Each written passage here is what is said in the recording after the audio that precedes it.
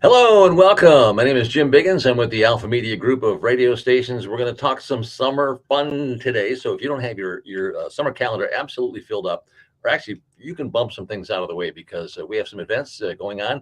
Ogemaw County Fairgrounds, West Branch, that you're going to want to be at. All right. I represent the Alpha Media Group of radio stations, which includes my friends Art and Charlie over WSUW AM and FM, Yvonne at KISS 107, WTLZ, the good buddies across the hall, Dave and Chuck, the Freak, Mac, and Greg B. Harold at 106.3 The Core. My name is Jim Biggins, as I mentioned, and along with my air mates at my home station, 94.5 The Moose, Jody Kay, Joby Phillips, and Josh Sharrow. Welcome.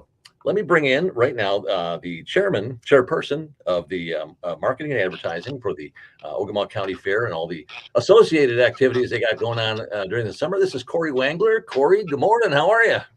Great. How are you? Excellent. You've already had a busy summer, and yet you have two of your biggest events coming up. Yep, we sure do. We sure do. We just finished up that bike bash, which was our second year in a row. That grew. Actually, you guys did a rocket grab for us on that, and which Yes. was wonderful. So Excellent. we got to get a bunch of your listeners in the doors and at a deal. Well, we love bikes. Been riding for years. Love it. But two events we want to cover today. One is coming up very shortly, the July Jubilee. And we'll talk about the Ogemaw County Fair, the main fair, in just a little bit. But let's focus on the July Jubilee first.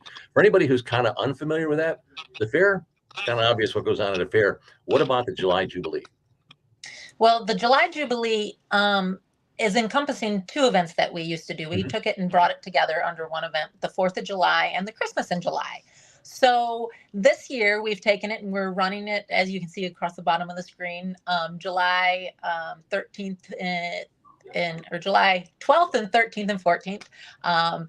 You can come out and camp, join us for bingo, join us in the grandstand. We actually brought a bump and run in this year, and after the bump and run we've got fireworks. So it kind of falls in between weekends, so you can go and do fireworks at your hometown and then come up and spend the weekend and do a July Jubilee weekend with us.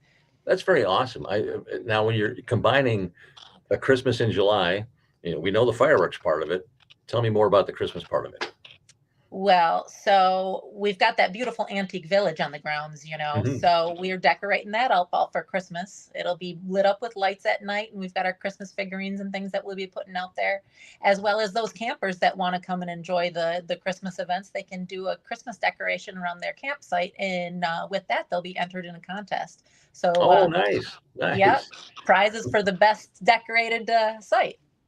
That's very cool. Now, there's still camping available for this event? Because I know a lot of your events, the camping goes really fast. Yes, sir. There's still camping available for July Jubilee, but it is filling up quick. So you want to get online and get it at Rover Pass. You can get it. Actually, if you go directly to our website, it'll take you directly to where you can do it on Rover Pass. So that's the quickest and best way to get there.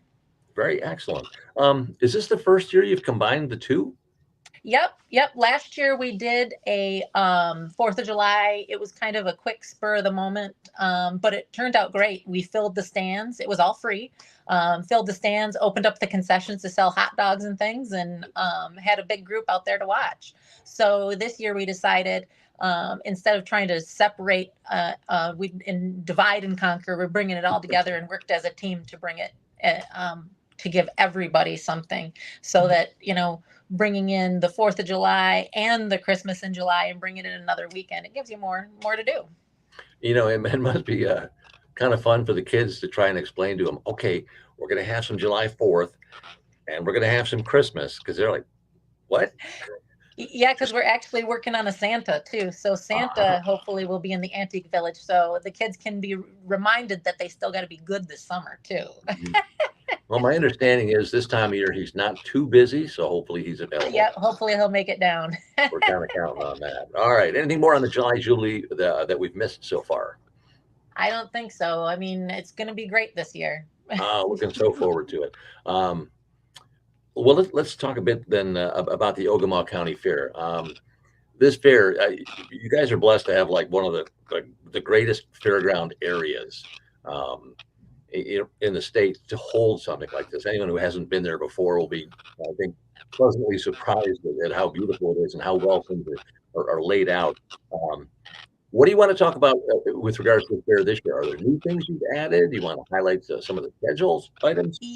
Yep. New things coming in the grandstands this year. One of the new things that I think will bring people down before the fair actually starts on Sunday. We do a tractor pull, and this year we have 2 sleds that we're pulling. So the action is going nonstop. When one tractor is done pulling, the next one pulls. There will be also trucks pulling as well. So it's not just tractors; it's tractors and trucks. So great excitement in the grandstands on Sunday before fair starts. That's a great idea. I've never seen it done with 2 sleds, but that will definitely pack the action into a tighter space, and that's awesome. We have so many tractors that come out. I mean, we're a huge farm community, and they come from all over. So this will make it where it's way more action packed. I mean, after a while, especially when you start getting to the bigger tractors, it can get kind of boring. So we're going to be running big tractors and little tractors, and so you're going to be able to see stuff that you probably didn't get to see at previous tractor pulls. Oh, that's exciting. That's very cool. My understanding too is there'll be animals doing some pulling. It's not just for the motorized vehicles this year. Yeah, this year we are bringing back the horse pull, so we get to see those big draft horses pulling. On Thursday, it's a free event down in the grandstand. You come on down and you get to watch the horses and that real horsepower working it. These horses pull upwards of 15, 20,000 pounds. So it's amazing to see. They're big, beautiful animals. Wow, that's just amazing to me. Once upon a time, before we had tractors, that's kind of how it all worked anyway. So right. Now the fair will have all the usual things, right? You got the big carnival set up, correct? Yep. Arnold's Amusements coming in. They've been with us since the beginning. They're coming back and bringing all the great rides that the kids like. We are also bringing in the Griffin Barn, dueling pianos. Last year we tried it down in the grandstands, and it was a little bit hard. We had people down there, but it was a little bit too big of an area. So we're pulling it into the Griffin Barn and doing it down there. Oh, that's perfect. Those are fun. And really, it does work better when people can be a little closer, because there's a lot of banter between the musicians and the folks who are watching, and that's really kind of what makes it even that much more fun. Yes. The Antique Village, is that going to shift from Christmas 2 weeks earlier to something else? How's that going to reflect? Yep. Right after our July event, we go in there and get all those Christmas lights down and start getting the Antique Village ready for fair, because it's a working village. We have people in there, running the press that we've got there. We've got people in there showing you how they used to make rope. We've got ladies on looms. It's amazing. And we've got a new addition to the Antique Village this year. We've got a old grain bin that's been turned into a gazebo. They've got the cement in place, and soon the gazebo will be in place. So before fair, it'll be there. Very nice. Very nice. It is such a fun event. We were talking before we even got onto this discussion that people can watch streaming right now. It has become so popular to camp that unfortunately the camping during the fair is already full. Yes. Do people have other options? Are there hotels nearby, places like that? Yes, there are actually. Forwards up in town, they're just redoing everything, so they'll have brand new rooms for fair. There's a couple other hotels up there. There's also other campgrounds around the area that they can stop at. But we're only an hour outside of Bay City, so it's not much of a drive to get up to the fairgrounds. So, and it's a beautiful drive. You get off at exit 202, come up 10 miles up there to 55, and it's your hop, skip, and a jump to the fairgrounds. Well, and with what, 5 total days, August 13th to the 17th, right? Yep. 5 total days. You can stay up for a couple days, or you can drive every day. But I'm thinking, Yep, because there's something different in the grandstands every night. Mhm. We've got different free entertainment around the fairgrounds this year. New free entertainment that you're going to see, which I'm going to leave as some surprises. Okay. So it's definitely, if you wanted to come up for the day or if you wanted to come up for the week, it's definitely worth it. Is there any of the entertainment that it's okay to mention right now? Yes. Okay. Well, we're bringing in, we had ponies last year. We're bringing in the ponies this year again. We're looking at some bigger horses as well that the kids could drive. So, ride. So just like the ones that'll be pulling down in the grandstands. We have some acrobatic acts that are part of our free entertainment. So, yeah, it's going to be really interesting. And Awesome. of course, we've got Thursday. We've got the auction and where the kids are showing their big animals. All week there's animal showing, but on Thursday is when it's the pigs and the steers where you actually get to see those big animals in the ring with the kids. Corey, one of the first things that I did the first year I went, and that was, oh gosh, that's got to be 11, 12 years ago now. Do you still have the home cooked meals? Oh boy, yes we do. Because And let me those tell were you this. awesome. Yes. And actually, this year we actually added Monday. We are off in a pasta dish where we never did a dinner on Mondays before because we're not really open, but people are there. So we're Mhm. going to have a pasta dinner on Monday. We're going to do 2 days of roast beef because it was so good. Mhm. Our we get it seasoned already from Ebles. They season it and then we pop it in and cook it, and it was amazing. And their chicken that we got from Evil's last year, again, amazing. They were prepared specifically for us. Yeah. They pluck them, they blanch them to keep them moist. So the chicken was amazingly moist. So yes, amazing meals. You know, It's like I'm getting hungry thinking about it. if you've not been to the Ogemaw County Fair and you've been to other county fairs, and there's kind of the standard foods you expect to see, near the Midway or whatever. This is a whole different ball game. These home cooked meals are like, Grandma gets jealous. She's like, I don't think I can do that. Well, Now, there's a lot of grandmas still helping us cook. So I'll bet that proof's in the the pudding. Yeah, volunteers. absolutely, no question about it. I don't know why. I'm a food guy. If I'm well fed, I'm the happiest guy on planet Earth. So that's a great reason to come to the Ogemaw County Fair.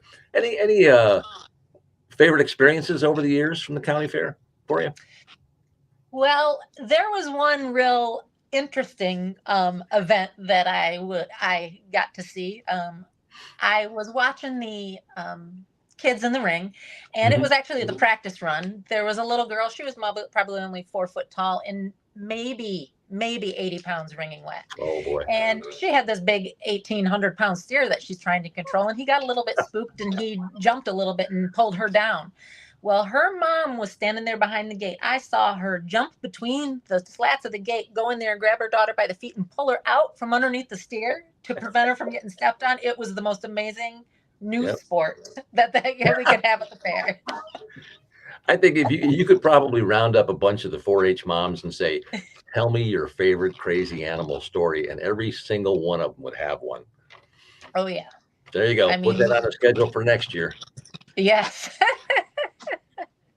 4-H mom open mic night. Why not? Why not? All right.